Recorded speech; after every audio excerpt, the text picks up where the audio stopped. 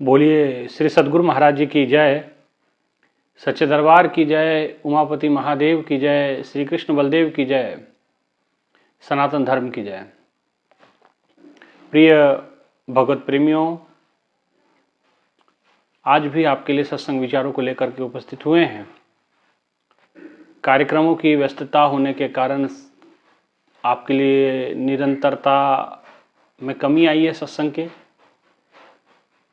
जो आपको निरंतर सत्संग रोजाना यहाँ चैनल्स के माध्यम से प्राप्त होते थे, वो नहीं प्राप्त हो रहे क्योंकि व्यस्तता बहुत ज़्यादा अधिक है और समय नहीं मिल पा रहा है, जगह नहीं मिल पा रही है। आज भी हम कार्यक्रम जो यहाँ से आपको सत्संग विचार सुना रहे हैं, ये भी कहीं बाहर से ही हम रिकॉर्ड कर रहे हैं। भाइयों बहनों, बड़ी दुखद घटना हमारे देश में घटी है। आतंकवादी हमला जो हमारे देश पे हुआ है, 27-28 लोगों की जानें गई, 30 लोग तकरीबन इसमें गंभीर रूप से घायल हुए और भी कई लोगों का इलाज चल रहा है। और आतंकवादियों ने अंधाधुंध फायरिंग की, लोगों को मारा, बेटियों को विधवा किया। और जो बातें निकल के बाहर आ रही हैं उसमें कुछ इस प्रकार की बातें आ रही हैं कि कहा जा रहा है कि उन्होंने पूछा कि आप हिंदू हो कि मुसलमान हो, और उन्होंने धर्म पूछ करके लोगों को गोली मारी, उनको मार दिया। भाइयों बहनों, ये भारत की चेतना पे बहुत बड़ा हमला है। अब भी अगर हमारी जागृति नहीं हुई तो कब जागेंगे हम लोग? कब जागा जाएगा? अब वो उदाहरण देने वाले बड़े उदाहरण दे रहे हैं कि आतंक का कोई धर्म नहीं होता, कोई मजहब नहीं होता, परंतु मैं इस बात पे कभी भरोसा नहीं रखता। मैंने आपको पहले ही बताया, बांग्लादेश के अंदर नरसंहार हुआ, किसका हुआ? हिंदुओं का हुआ। अफगानिस्तान में हिंदू रह नहीं गए, खत्म हो गए। सिख थे, सिख खत्म हो गए वहां से। और इवन गुरु ग्रंथ साहब जी जो बचे थे वहां पे, वो भी भारत सरकार ने अपने मंत्रियों को भेज करके बुलाए गए भारत कि भाई चले उनका अपमान ना हो, कहीं उनके साथ गड़बड़ ना कर दें। पाकिस्तान में हिंदुओं का क्या हालत है। इसीलिए भाइयों बहनों, मैं आपको पहले भी बताते आ रहा हूं, पहले भी समझाते आ रहा हूं कि जागने की आवश्यकता है, समझने की आवश्यकता है। आप व्यर्थ के बातों में ना रहें, व्यर्थ के विचारधारा में अपने धारणा बना के ना जीवन जिए। कोई किसी का सगा नहीं है वो। हमें जागने की आवश्यकता है। हमें हिंदू होने में प्राउड फील होना चाहिए। और जब तक हम अपने आधार से नहीं जुड़ेंगे, हम ऐसे कटते रहेंगे, हम ऐसे ही मरते रहेंगे। और उनका काम यही है, दहशत फैलाना, लोगों को मारना, काटना, ख़त्म करना, लोगों की हत्याएं करना। हालांकि उनको भी सज़ा तो परमात्मा देगा ही। परमात्मा ने सज़ा तो सबके लिए निर्धारित कर रखी है। किसी को मार करके कोई स्वर्ग को तो प्राप्त हो नहीं सकता, है ना। लेकिन ये हम हिंदुओं को जानना है। ये हम अगर जाग गए, हम 100-125 करोड़ जो लोग भारत में रहते हैं हिंदू, अगर हम जागृत हो गए, फिर किसी की हिम्मत नहीं होगी कि कुछ ऐसा कर दे। ये हमारी कमजोरी है, हम जागते नहीं। भाई आगे वाले कभी किसी के सगे नहीं हुए हों, वो अपनी बहन से शादी कर लेते हैं, वो आपको क्या समझेंगे? वो चाचा की लड़की शादी कर लेते हैं वो, तो वो क्या समझेंगे आपके स्थिति को, आपके धर्म को, आपके। हालांकि ये बात कहनी नहीं चाहिए। मुझसे किसी ने कहा कि इसके बारे में क्या विचार है, तो मैंने कहा विचार तो स्पष्ट है। मैंने पहले भी, जब बांग्लादेश में बहुत बड़ा वो हत्याकांड हुआ था, लोगों को मारा गया, बहन बेटियों को पैरों से हाथों से पकड़ के खींच करके बाहर निकाला गया, बलात्कार किया गया, रेप किए गए, बहन बेटियों के सामूहिक दुष्कर्म हुए, मैंने तो तब भी कहा था कि भाई हमें जागने की आवश्यकता है, हमें बंटना नहीं है, बटेंगे तो ऐसे ही कटते रहेंगे, हमें एक होने की। अब वहां किसी की जाति नहीं पूछेगी, धर्म पूछा गया, कौन हिंदू, मार दो। ये है उनका असली चेहरा, ये उनका असली चेहरा है। आप अभी मान जाएं बेहतर होगा, नहीं मानेंगे तो बड़ी दिक्कत होगी, बड़ी निंदनीय घटना है। और निंदा से काम चलने वाला नहीं, मुझे पता है कुछ ना कुछ बड़ा एक्शन होगा, लेकिन हालांकि मेरे पास समय नहीं था, मैं बाहर था, कार्यक्रम में व्यस्त था, लेकिन ये जो घटना घटी उससे बड़ा मन व्यथित हुआ। और इसीलिए फिर आज मैं आपके सामने आया हूँ कि फिर मैं आपको बता दूँ, बटना नहीं है। इतना बड़ा महाकुंभ हुआ, एक अप्रिय घटना नहीं घटी उसमें। एक अगर भीड़ नियंत्रण से बाहर हुई, भगदड़ जो मची उसको छोड़ दिया जाए तो कोई ऐसी अप्रिय घटना नहीं घटी।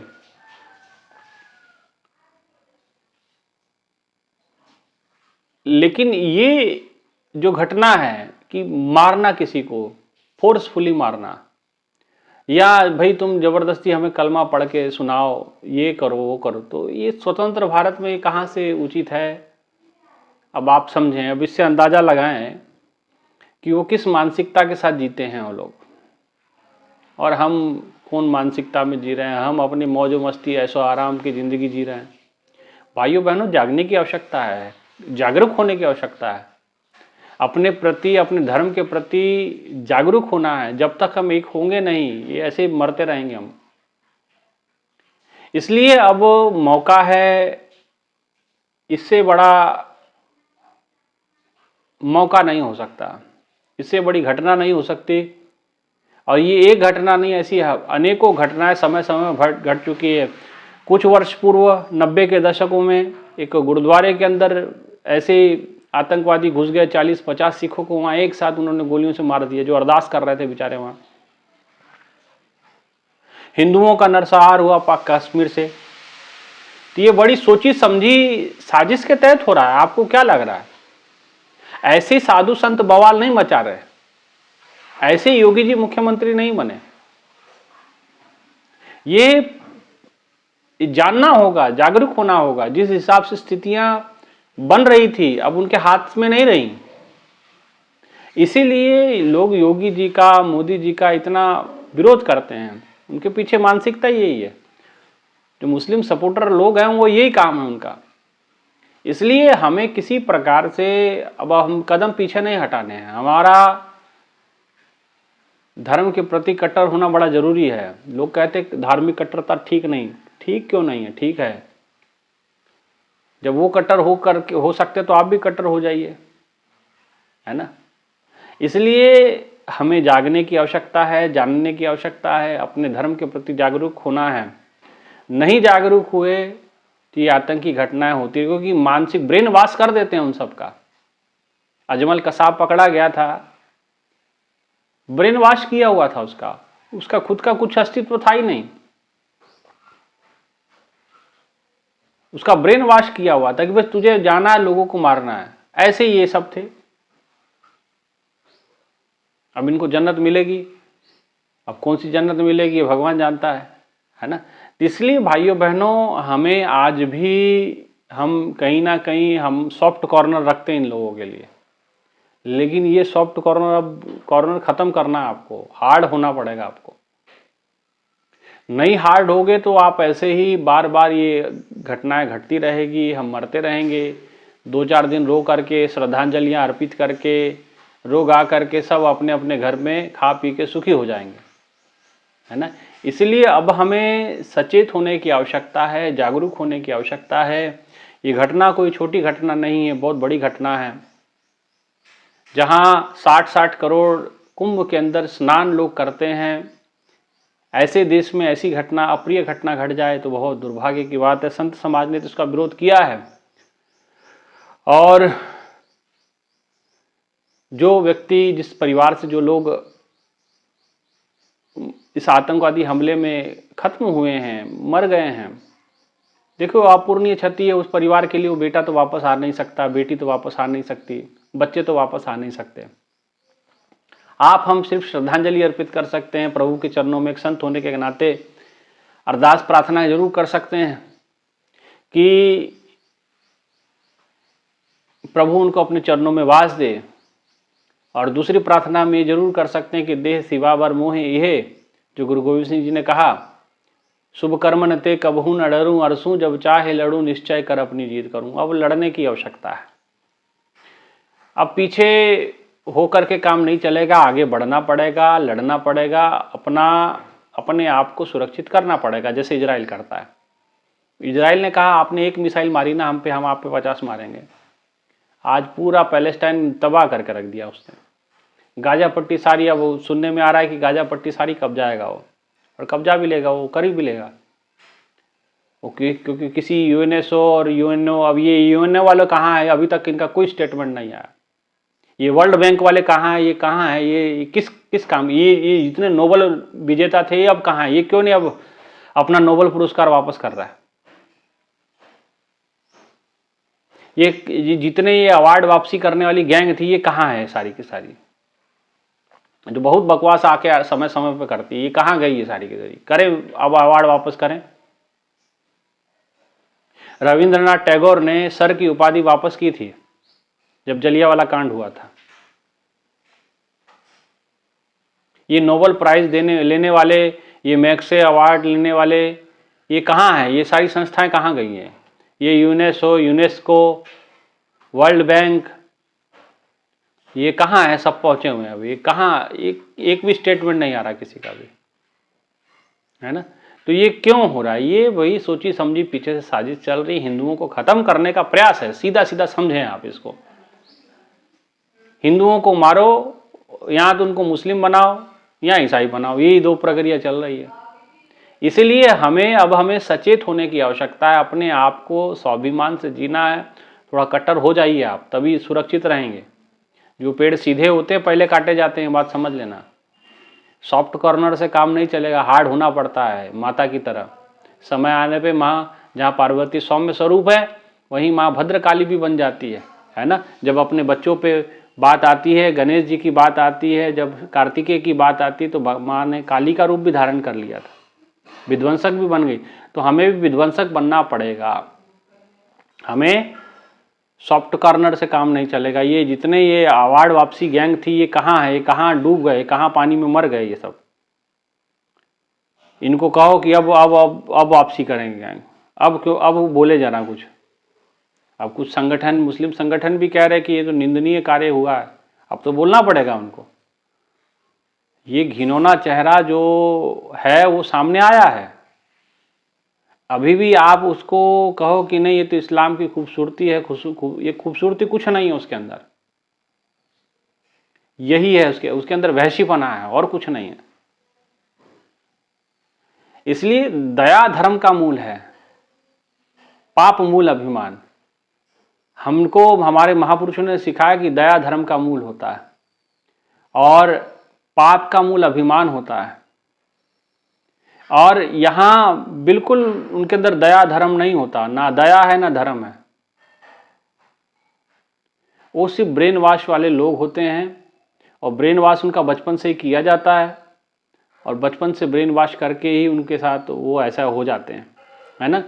इसलिए आपको भैया अब सजग होना पड़ेगा। कहीं हिंदू लड़कियों से जबरन शादी किया जा रहा है, कहीं जबरन उसको कुछ कर दिया जा रहा है, मार दिया जा रहा है लोगों को। इसलिए अब हमें कोई हार्ड, अब हम लोग जब हार्ड बोलते हैं तो लोग कहते हैं कि साधु संतों को ऐसी भाषा नहीं बोलनी चाहिए। अब क्या बोलें बताओ, गाली देने से रह गया आदमी, गाली आदमी दे नहीं सकता और गलत हम बोल नहीं सकते, फिर कैसे होगी बात। इसीलिए कई संत तो ऐसे हो गए हैं, वो इसी मुद्दे पे ही कथा करना ही छोड़ दिए वो लोग। अब इसी बात पे वो चर्चा इसी की करते हैं। कई ऐसे संत हमने देखा, कई ऐसे महामंडलेश्वर हैं, कई ऐसे जो अखाड़े के महापुरुष हैं, माने उनके लोग हैं, अखाड़े से जुड़े हुए लोग हैं, महामंडलेश्वर है, आचार्य पद पे हैं या कुछ इस प्रकार के पदों पे भी हैं। उन लोगों ने कहा, हमें बात हुई अखाड़े में जा कर के, जिस समय मिले हम लोग उन लोगों से, उन्होंने कहा कि देखो कथा करने वाले बहुत लोग हैं, कथा करने देने, कोई बात नहीं, कोई समस्या नहीं हमको, लेकिन हम तो अब इसी पे बोलेंगे, अब इसी के हमारा तो यही जीवन का उद्देश्य रहेगा। वो क्यों बोले, हमने तो बहुत कुछ झेल लिया, जेल भी झेल ली, ये भी झेल लिया, अब ये अब हमें बर्दाश्त नहीं है। तो इसलिए बर्दाश्त से चीज़ें बाहर हैं। आप अभी भी जाने, अभी भी जागें, जाग करके ही आप कुछ कर सकते हैं, जान सकते हैं, नहीं तो ऐसे ही मरते रहेंगे भाइयों बहनों। वो बाहर से आ रहे हैं, जो देश के अंदर भी है कुछ ऐसे, और देश के अंदर बहुते हैं, बाहर से तो जो आ रहे हैं वो आके भाग गए, लेकिन उनको सपोर्ट कौन करता है? यहाँ के लोग करते हैं ना, यहाँ के लोग सपोर्ट करते हैं। यहाँ सपोर्ट ना हो तो वो उनकी हिम्मत हो यहाँ आने की। तो जिस देश में कोई आपको जानता नहीं, वहां क्या जाके करोगे? क्या आप आलू छीलोगे? तो यहाँ के लोग सपोर्ट करते हैं उनको। मुंह से भाईचारा भाईचारा भाईचारा बोलने से नहीं, वो सिर्फ उनके लिए हम चारा हैं बस, और कुछ नहीं है, मैं बता रहा हूँ आपको। इसलिए अभी जाग जाए, एकजुट हो जाएं, जीवन को बचाएं, अपने धर्म के प्रतिबद्ध हो जाएं, और थोड़ा कट्टर होने की आवश्यकता पड़ेगी, आपको हार्ड होने की आवश्यकता पड़ेगी। हार्ड हो जाएंगे तो अपने आप वो सेट हो जाएंगे। वो हम हार्ड, हमारे नम्रता, हमारी क्या कहते कि सद्भावना का वो गलत फायदा ले रहे हैं, उठा रहे हैं, आज तक उठ ही रहा है। जब भारत पाकिस्तान बना था तो जितने मुस्लिम लोग थे सब लोगों ने वोट पाकिस्तान के फेवर में किया था कि नहीं हमें अलग देश चाहिए। जो रह गए यहाँ पे, इसका मतलब ये वो जा नहीं पाए हैं, नहीं तो प्रयास उनका पूरा था जाने का। अब वो लोग कहते हैं कि भाई अब हम जो है यहाँ के बाशिंदे हैं, तो ठीक है हम स्वीकार करते हैं बाशिंदे आप, हम तो पाकिस्तान वालों को भी कहते हैं कि वो हमारे ही लोग हैं, लेकिन अलग हुए थे ना। आज अगर हमसे प्रेम था तो अलग क्यों हुए थे? अलग होने का कारण क्या था? यही था कि प्रेम नहीं था, इसलिए अलग हो गए। तो ये जो यहां है ये भी अलग होना ही चाहते थे, लेकिन ये मजबूरी थी कि जा नहीं पाए वो, इसीलिए ये सारी चीजें हैं। और कुछ हमारे नेताओं की गलतियां है ना, जो उस समय के नेता थे, बड़े बड़े नाम लेना ठीक नहीं होगा, नहीं तो अभी कमेंट बॉक्स पे बहुत कुछ लिखना शुरू करेंगे आप लोग। उन लोगों की गलतियां, वो तो शुक्र करो कि भाई वो तो बीच में से हमारे नेताओं ने, कुछ समझदार नेता थे विरोध कर दिया, नहीं तो कहते कि लाहौर से लेके बांग्लादेश तक, मतलब ढाका तक एक रास्ता दो 20 किलोमीटर चौड़ा, भारत के 4 टुकड़े हो जाते तब तो, है ना। तो इसीलिए ये हम इतिहास पुराने समय से सीखे नहीं हैं। इतने बहन बेटियों के साथ गलत हो गया बंटवारे के समय में, बंटवारा ही करना, तो चले जाते इधर के उधर। बहन बेटियों को मारने की, लोगों को मारने की क्या आवश्यकता थी? हिस्सा तो तुमको दे ही दिया गया था, है ना। इतने लोग मार दिए, इतने लोग काट दिए, अब अभी भी उनका मन थोड़ी भरा, चैन थोड़ी आया उनको, अभी भी उनको सुकून थोड़ी मिला है। ऐसे लोग कभी ये दुर्योधन प्रवृत्ति के होते हैं, ये सबको मरवा के ही मरते हैं। इसीलिए अब ये पाकिस्तान को नक्शे से ख़त्म होने का समय मुझे लगता है कि आ गया, ये बहुत जल्दी ख़त्म होगा। इसलिए ख़त्म होगा ये तभी हो पाएगा जब आप सब एकजुट हो जाएंगे। आप 100 करोड़ जो हिंदू हैं अगर एकजुट हो जाएंगे तो किसी की तरफ फूंक भी मार देंगे 100 करोड़ इकट्ठे होकर के, तो देश में आंधी आ जाएगा, है ना। इसीलिए हमें एकजुट होने की आवश्यकता है। ये घटना तो बड़ी निंदनीय है, इसकी जितनी निंदा किया जाए कम जा है। पूरा देश स्तब्ध है, पूरे लोगों के मनों में, चाहे बच्चा है, बूढ़ा है, बुजुर्ग है, चाहे, क्योंकि ये असली रूप सामने आया ना, यही असली इस्लाम का असली रूप यही है। अभी भी जाग जाओ, मान जाओ, समझ जाओ और अपने जड़ों से जुड़ जाओ, और थोड़ा हार्ड होने की आवश्यकता है। अब वो पहले वाली बात नहीं है, ठीक है ना। इसलिए मैं बहुत कुछ बोलना चाहता हूँ, लेकिन मैं अब नहीं बोलूँगा क्योंकि मेरी वीडियो की भी मर्यादा होगी। यही असली चेहरा आतंकवाद का है, और उसी मजहब से सब लोग आते हैं। जितने आतंकवाद, कोई आपने नहीं सुना होगा कि भाई कोई दूसरे बिरादरी से कोई आतंकवादी बन गया करके, वो उसी में से सारे निकल के आएंगे। उसी में से क्यों निकल के आएंगे? क्योंकि वहाँ शिक्षा कुछ इस प्रकार की। इसीलिए हमें समझना है, जागरूक होना है, और एकजुट होकर के अब आगे बढ़ने की आवश्यकता है। जो लोग दिवंगत हो गए, परमात्मा को प्यारे हो गए, मारे गए आतंकी हमले में, उनको कोटि कोटि उनके चरणों में नमन है। प्रभु उनको अपने चरणों में स्थान दे। ईश्वर उनके परिवारों को इस दुख से उबरने की क्षमता प्रदान करे, शक्ति दे। प्रभु अपना कृपा भरा हाथ उन परिवारों के सर के ऊपर रखे। इसी मनोकामना के साथ, आपसे यही अभिलाषा के साथ कि आप जरूर इस घटना से कुछ तो समझें, ये कहाँ जा रही दुनिया और ये क्या चाहते हैं आप समझ लें। आप वो कहते हैं हम इस्लाम, अरे तो भाई सीरिया में क्या है, कौन सा, वहाँ तो कोई हिंदू नहीं थे, वहाँ क्यों मर गए, कट गए। ईरान इराक में तो कोई हिंदू मुस्लिम का लड़ाई नहीं था, मुस्लिम मुस्लिम आपस में लड़ गए, है ना। ऐसे मिस्र का यही हाल है ना। पाकिस्तान के लोग कहते हैं सरकार, किस सरकार से बात करें, किसी सरकार से बात करते हैं तो पता चलता अगले साल मुशर्रफ ने नवाज शरीफ को हटा के खुद प्रधान राष्ट्रपति बन गया, सैन्य शासन लागू कर दिया। अगर मुशर्रफ से बात की तो पता चले कि 2 साल बाद तो उसको देश से निकाल दिया गया, दूसरा कोई प्रधानमंत्री बन गया। तो भाई किससे बात करें, किसी से बात करना नहीं है। अब बात नहीं होगा, अब डायरेक्ट मामला कुछ होगा, इसलिए वो सही बात है। तो सरकार कहती है कि हम बात किससे करें, सेना से बात करें कि मंत्रियों से बात करें, कोई वहाँ कोई दीन ईमान तो किसी का है नहीं, है कि नहीं। सब आतंकवादी है। मुशर्रफ ने खुद अपने वीडियो में कहा था, अब तो मर गए हो, वही मरे भी दूसरे देश में जा करके।